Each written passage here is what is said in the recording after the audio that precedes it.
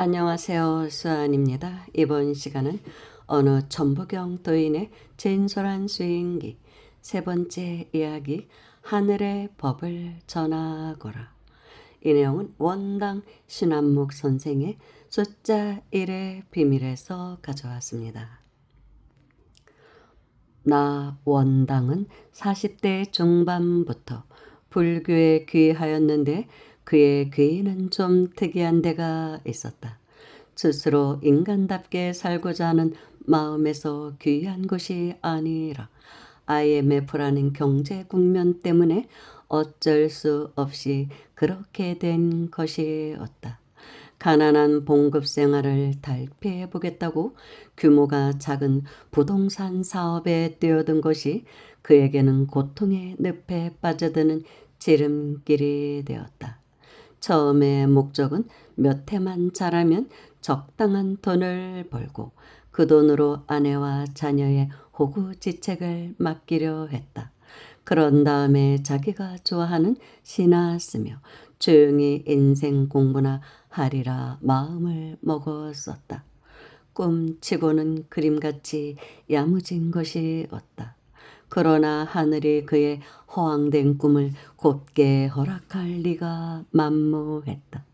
경제 불황의 거센 파도가 휘몰아쳐 왔다. 고통의 파도가 원당의 인생을 곧게 내버려둘 리가 만무했다. 봉급만으로는 이자를 감당하기 어렵게 되었다. 스스로의 욕심이 고생을 자초한 것이다. 진리의 길을 찾겠다던 그는 이번에는 불교라는 방패 마귀를 이용하여 탈출을 시도하였다. 세상의 일이란 좋은 것만 있을 수 없고 그렇다고 나쁜 것만 존재하지도 않는다. 그로 인하여 결국에는 천부경을 불이하게 되었으니 어떤 면에서는 좋은 결과라 할 수 있다. 원당은 틈나는 대로 가까운 절을 찾아가 부처님께 매달려 길을 열어달라고 기도를 했다.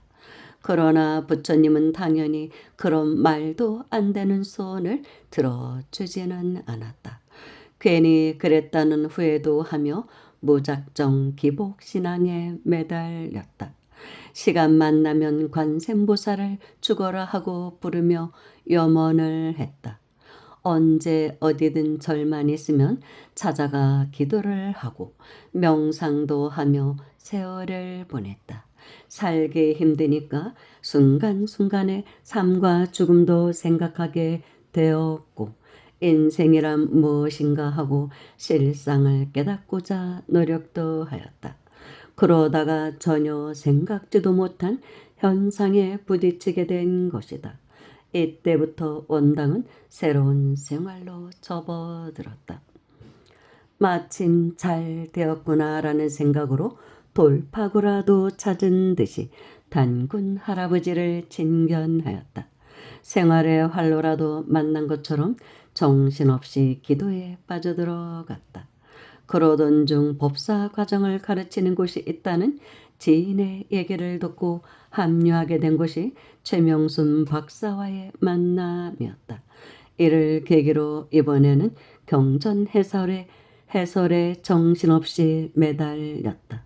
그런 대책 없는 생활이 몇 해가 지나자 원당에겐 이상한 증세가 나타나기 시작했다.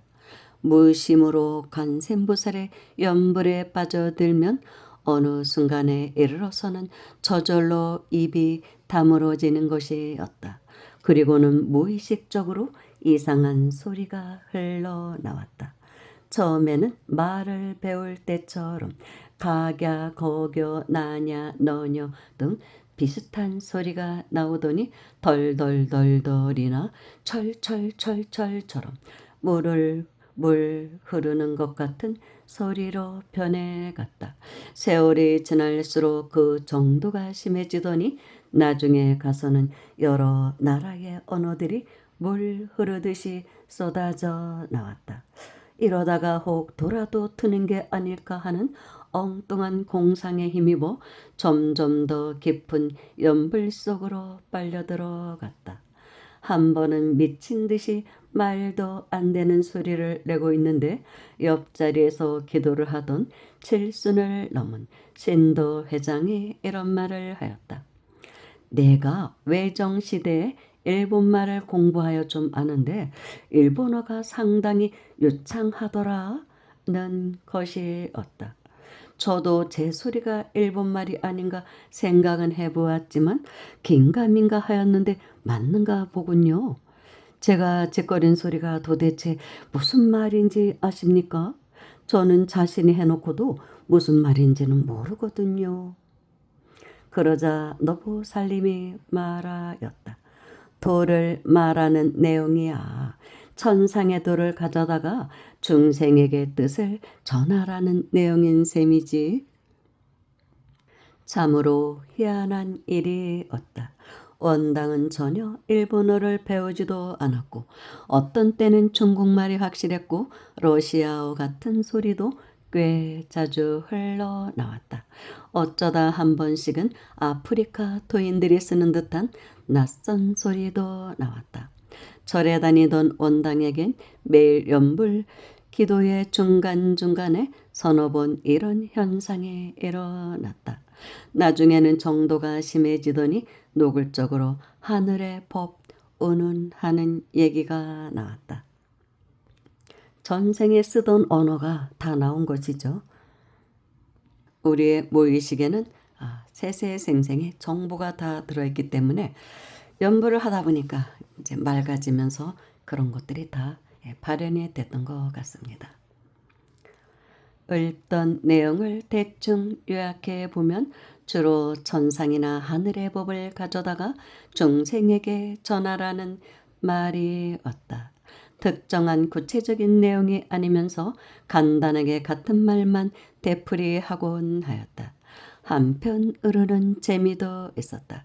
주변의 시선을 무시한 채 원당은 하늘에 도라는 병에 점점 몰입되어 갔다.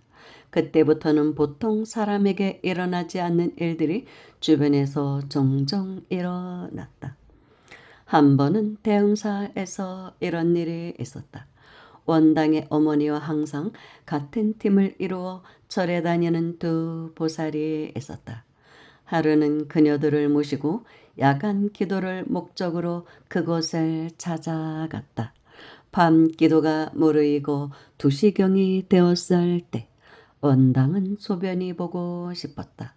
화장실이 멀었던 그 절은 야간이 여간 불편한 게 아니었다. 원당과 어머니가 어둠을 뚫고 화장실에 함께 다녀오던 중이었다. 가파른 능선이 맞닿은 바로 뒷산 이곳저곳에서 갑자기 주먹만한 불빛이 왔다 갔다 하며 움직이고 있었다.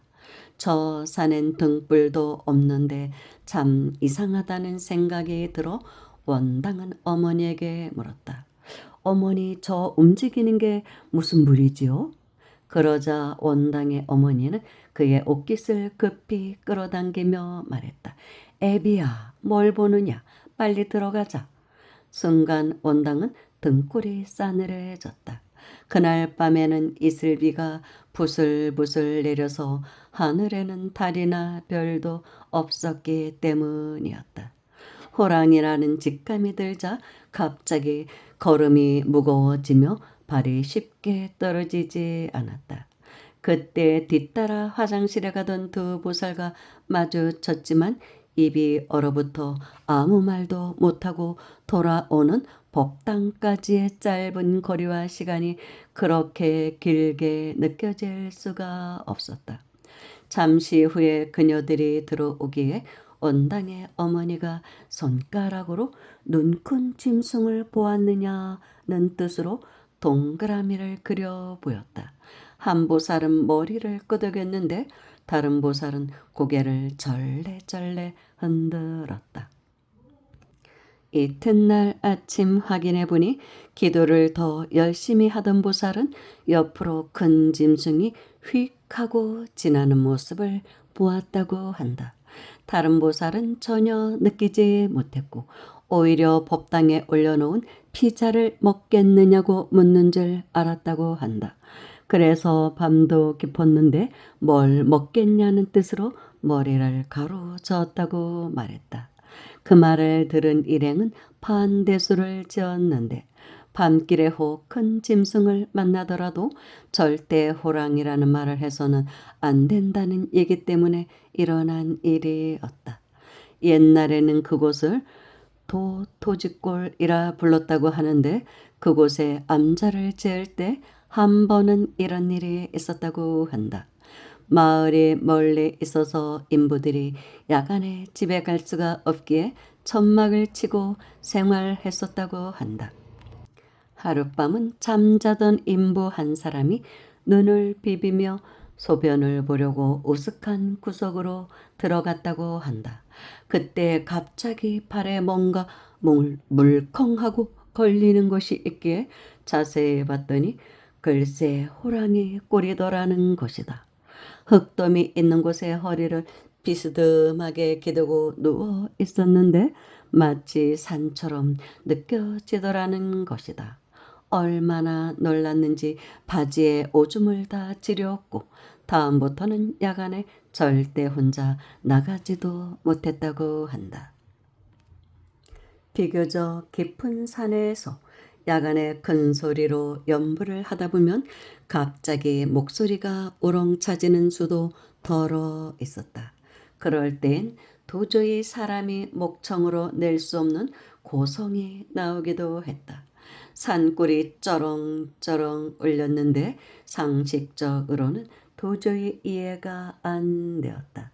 이럴 때는 육성이 마이크 소리보다 컸는데 아마도 주변의 기운과 주파수가 맞아 떨어졌기 때문인 모양이었다.